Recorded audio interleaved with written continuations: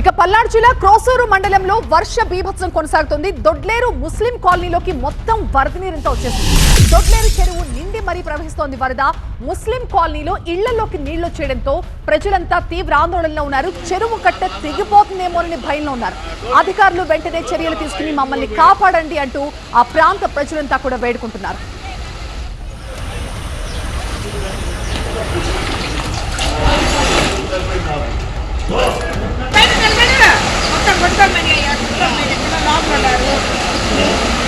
పల్నాడు జిల్లా క్రోసూరు మండలంలో వర్ష బీభత్సం ఏ స్థాయిలో ఉందో మనకు అర్థమవుతుంది. ఒక ఇంట్లోకి పూర్తిగా నీళ్లు వచ్చేసి ఆ ఇంట్లో ఉన్న వస్తువులన్నీ కూడా నీళ్లపై తేలుతున్నట్లుగా దృశ్యాలు మనం చూడొచ్చు. ప్రజలు ఇళ్లలో ఉండలేక బయటకు రాలేక నానా అవస్థలు పడుతున్నారు.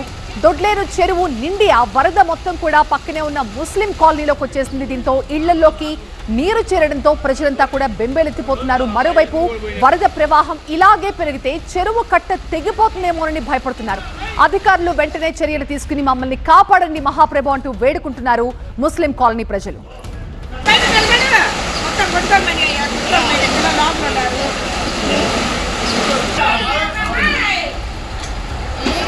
మామూలు ఏం కానట్లేదుగా మీరు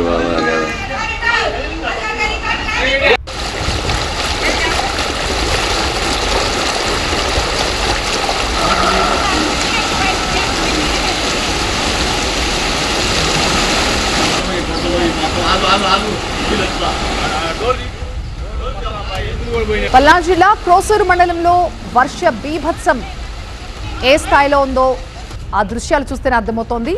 దొడ్లేరు వాగు చెరువు నిండి మొత్తం ఆ వరదంతా కూడా కాలనీలోకి వచ్చేస్తుంది. ముస్లిం కాలనీలోని అనేక ఇళ్లలోకి ఆ నీరు చేరిపోవడంతో ప్రజలు ఇళ్లల్లో ఉండలేక బయటకు వెళ్ళలేక పిల్లలతో చాలా ఇబ్బందులు పడుతున్నామని చెప్తున్నారు. మరోవైపు వరద ప్రవాహం ఇలాగే కొనసాగుతుంది. ఎందుకంటే మరొక 3 రోజుల పాటు భారీ వర్ష సూచన ఉన్న నేపథ్యంలో ఆ చెరువు కట్ట తెగిపోతే మొత్తం ఆ కాలనీయే మునిగిపోయే ప్రమాదం కనిపిస్తుంది.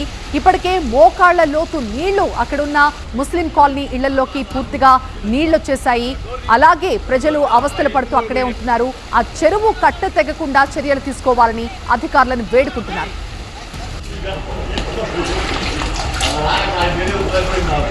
Oh!